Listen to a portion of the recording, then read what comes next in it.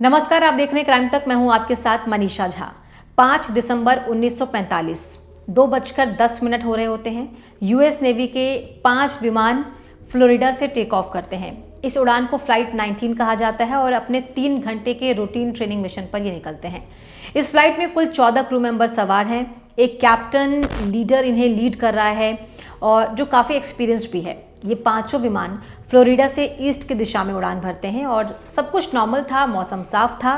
लेकिन उड़ान भरने के 2 घंटे बाद स्क्वाड्रन लीडर रिपोर्ट करते हैं कि उनके कंपास में प्रॉब्लम आ रही है।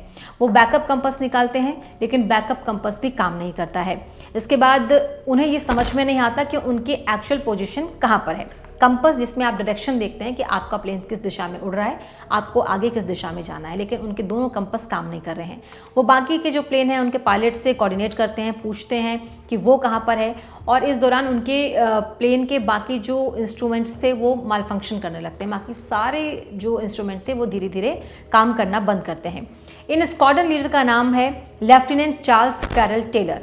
कंपास खराब होने के बाद रेडियो ट्रांसमिशन से काफ़ी कंफ्यूजिंग से एक मैसेज मिलता है कि इसके बाद धीरे धीरे मौसम भी बिगड़ता है। शाम के 4:56 इस समय हो रहे होते हैं। 2:10 पर टेक ऑफ किया था और अब 4:56 हो रहे हैं। टेलर को लगता है कि विमान गल्फ ऑफ मैक्सिको के ऊपर पहुंच चुका है और इसीलिए अब उन्हें ईस्ट की तरफ फ्लाई करना है, वापस फ्लोरिडा जाने के लिए।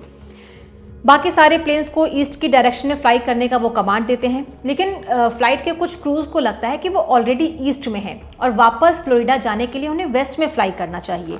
ये कंफ्यूजन भी होती है। ऑर्डर के बाद एक प्लेन से आवाज़ सुनने को मिलती है। बाकी क्रू मेंबर को लगता है कि घर वापस लौटने के लिए फ्लाई उन्हें वेस्ट में करना है, और इसी बीच इन सारे डिस्कशन और डिसीजन मेकिंग क्या होगा क्या नहीं होगा, इसके बीच मौसम जो है वो बिगड़ने लगता है। सूरज भी ढल चुका होता है और अंधेरा हो जाता है। उस वक्त वो प्लेन फ्लोरिडा के 370 किलोमीटर ईस्ट में था, यानी कि वापस जाने के लिए वेस्ट में ही फ्लाई करना था। शाम के 7:04 पर टेलर की तरफ से आखिरी रेडियो ट्रांसमिशन आता है और इसके बाद ये पांचों विमान हमेशा के लिए गायब हो जाते हैं। आज तक इन प्लेन्स के बारे में कोई भी जानकारी, कोई भी पता नहीं लग पाया है। और अब इस प्लेन में जो 14 क्रू मेंबर सवार थे, उन्हें ढूंढने के लिए एक और पूरा दस्ता निकलता है।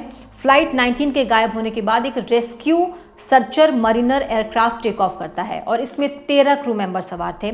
इसका मिशन था फ्लाइट 19 को ढूंढना, और जब ये फ्लाइट 19 को ढूंढने निकलता है उसके कुछ देर बाद ही ये प्लेन भी गायब हो जाता है, जिसमें 13 क्रू मेंबर सवार थे। यानी पहले फ्लाइट 19 के 14 क्रू मेंबर और फिर marine search and rescue aircraft के 13 क्रू मेंबर ये भी गायब हो जाते हैं। यानी कि 27 लोग अब तक गायब हो चुके थे और कई दिनों तक यहाँ पर सर्च ऑपरेशन चलता है। उस वक्त का ये सबसे बड़ा सर्च ऑपरेशन था जब इन क्रू मेंबर्स को ढूंढने की कोशिश की जाती है। लेकिन एक सबसे अजीब चीज़ जो उस समय थी वो ये कि इन एयरक्राफ्ट का ना कोई हिस्सा मिलता है, ना कोई पार्ट मिलता है, ना कोई इसमें डेड बॉडी जो है रिकवर होती है। एक भी डेड बॉडी रिकवर नहीं होती है। जहाँ ये दोनों प्लेन गायब हुए उस जगह को बरमूडा ट्रायंगल कहा जाता है। बरमूडा ट्रायंगल समुद्र का एक मिस्टीरियस हिस्सा है जहां आज तक 100 से ज़्यादा विमान गायब हो चुके हैं, जिनका कोई अता पता नहीं चला है। ये जगह अमेरिका के फ्लोरिडा से लेकर प्योर्टो रिको तक और ऊपर की तरफ देश बरमूडा तक है। यानी कि फ्लोरिडा से प्योर्टो रिको और 2 किनारे ये हैं और एक है बरमूडा जो कि ऊपर की तरफ है। ये एक तरीके का ट्रायंगल बनाता है और इसीलिए इसे बरमूडा ट्रायंगल कहते हैं, क्योंकि ऊपर की तरफ जो देश है वो बरमूडा है, नीचे की तरफ फ्लोरिडा और प्योर्टो रिको। और इसका जो एरिया है वो 5 लाख स्क्वायर माइल से भी ज़्यादा का है और यहाँ पर अब तक 100 से ज़्यादा प्लेन्स गायब हो चुके हैं। बरमूडा ट्रायंगल के किस्से 500 साल से भी ज़्यादा पुराने हैं।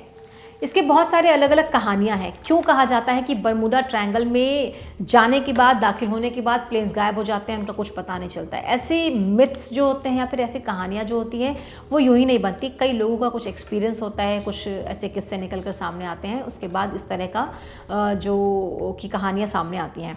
साल 1492 में क्रिस्टोफर कोलंबस जब नई दुनिया की खोज कर रहे थे तब उन्होंने एक रिपोर्ट किया था कि जब वो इस एरिया से गुजर कर जा रहे थे तो उनका कंपास काम करना भी बंद कर गया था और एक रात जब उन्होंने अपने जहाज़ से आसमान की तरफ देखा तो उन्हें एक बड़ी ही अजीब सी चीज़ दिखाई दी, एक अजीब टाइप की रोशनी उन्हें दिखाई दी। वो एक स्ट्रेंज लाइट जो आग के गोले की तरह दिख रही थी और वो आग का गोला उन्हें समंदर में गिरता हुआ दिखाई दिया था। ये क्रिस्टोफर कोलंबस है जो नई दुनिया की खोज के लिए निकले थे। ये उनका एक्सपीरियंस था।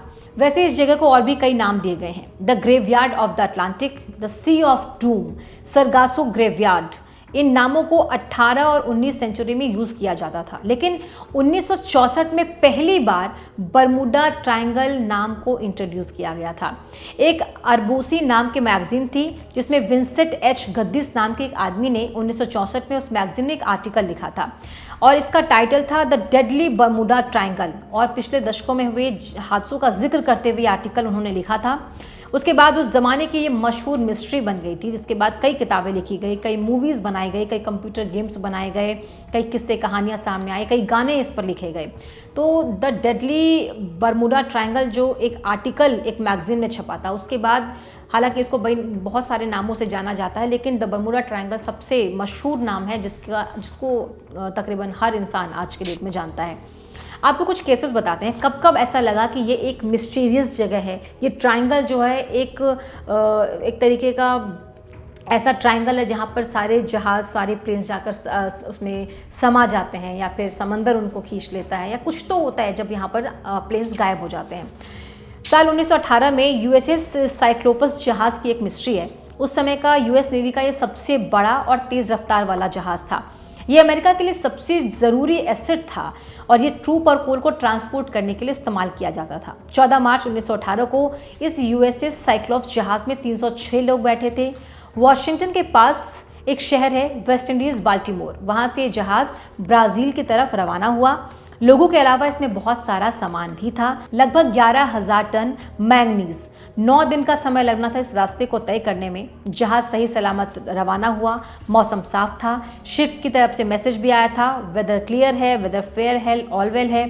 पर वो आखिरी मैसेज ही साबित हुआ। जहाज अचानक से गायब हो गया और यूएस नेवी की सबसे बड़ी शिप गायब हो गई और ये एक बहुत बड़ी मिस्ट्री थी। सोचिए, एक जहाज जिसमें 306 लोग बैठे हैं, जिसमें बहुत सारा सामान रखा है, 11,000 टन मैंगनीज रखा हुआ है और लगभग 9 दिन का समय जो है वो पूरा उसे ट्रैवल करने में लगना था। लेकिन मौसम भी साफ था, सब कुछ क्लियर था, मैसेज भी आया था कि सब कुछ क्लियर है, कोई परेशानी नहीं है। लेकिन अचानक से उस बरमूडा ट्रायंगल के आगोश में आने के बाद ये जहाज़ गायब हो जाता है और ये जहाज़ बहुत ज़रूरी था अमेरिका के लिए। एक ये किस्सा है जिसके बाद लोग कहते हैं कि यहाँ पर कुछ तो है कि यहाँ पर प्लेन्स गायब हो जाते हैं, जहाज़ गायब हो जाते हैं। जो अगली मिस्ट्री है वो एलन ऑस्टिन की मिस्ट्री है। साल 1881 में 200 फीट लंबा जहाज़ एलन ऑस्टिन के नाम से ये लंदन से न्यूयॉर्क जा रहा था। रास्ते में एलन ऑस्टिन को एक अनजान सा जहाज़ दिखा जो कि बरमूडा ट्रायंगल एरिया जो है उसके पास था। वो जहाज़ दूर से देखने में बिल्कुल एक सामान्य जहाज़ लग रहा था, लेकिन दूर दूर तक उसमें कोई भी इंसान, कोई भी एक्टिविटी नज़र नहीं आ रही थी कि वहाँ पर कुछ है, कोई है। इस बात का कोई सबूत दिखाई नहीं दे रहा था। एलन ऑस्टिन के कैप्टन ने सोचा क्यों नहीं अंदर जाकर देखा जाए कि कहीं कोई परेशानी तो नहीं है, क्यों ये जहाज़ यहाँ पर खड़ा हुआ है। उस जहाज़ के पास 2 दिन तक अपना जहाज़ लगाकर उन्होंने रखा और ये देखा कि कहीं से कोई आवाज़ आए, कोई मदद के लिए बुलाए या कुछ तो ऐसा हो कि उन्हें लगे कि वहाँ पर जाना चाहिए कि नहीं। लेकिन फिर भी जब कोई रिस्पांस नहीं मिला तो उन्होंने सोचा क्यों ना अंदर जाकर देखें कि कोई परेशानी तो नहीं है। 2 दिन के बाद कैप्टन उस जहाज़ में गए।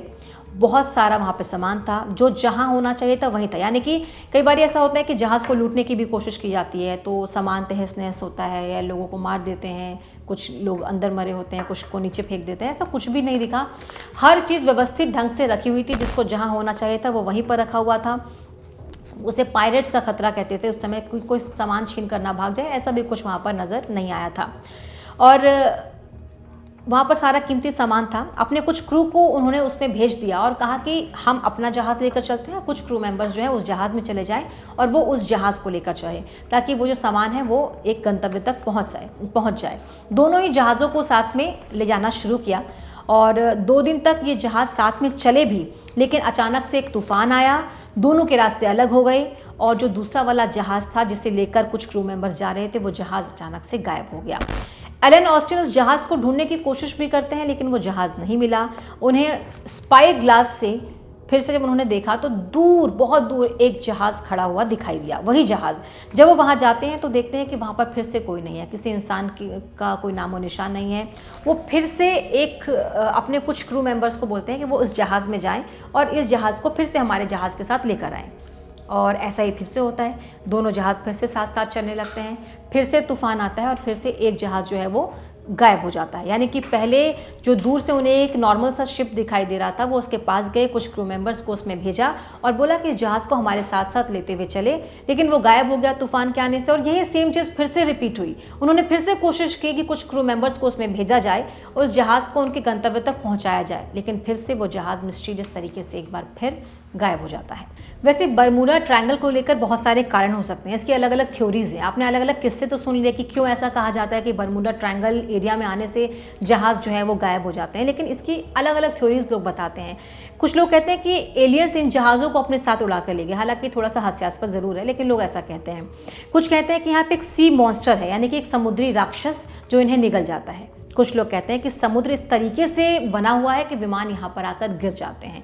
यह अलग अलग कारण हैं, लेकिन इससे कुछ साइंटिफिक थ्योरीज है, कुछ ऐसी पॉसिबिलिटीज़ है जो शायद सच में ऐसा हो कि जिस वजह से वहाँ पर जाकर जहाज़ गायब होते हैं, जो मैग्नेटिज्म के आधार पर है। दरअसल धरती का जो एक्चुअल नॉर्थ पोल है और जो मैग्नेटिक नॉर्थ पोल है, ये दोनों एक अलग अलग पॉइंट है। कैंपस से जब हम देखते हैं तो मैग्नेटिक नॉर्थ पोल में वो अलग पॉइंट इशारा करता है। एक्चुअल में जो नॉर्थ पोल है वो अलग होता है, तो ज्योग्राफिकल नॉर्थ पोल कहते हैं जिसको। तो ये जो दोनों साइंटिफिक और मैग्नेटिक है उसमें डिफरेंस है, और कहीं ना कहीं वो जो कन्फ्यूज़न है शायद उसकी वजह से ऐसा होता है कि लोगों को कन्फ्यूज़न हो जाती है और वो कंपास जो है वो सही तरीके से डिटेक्ट नहीं कर पाता है कि उन्हें किस दिशा में जाना है। और यही वजह है कि वहाँ पर प्लेन्स गायब हो जाते हैं, क्योंकि वो अपना रास्ता भूल जाते हैं।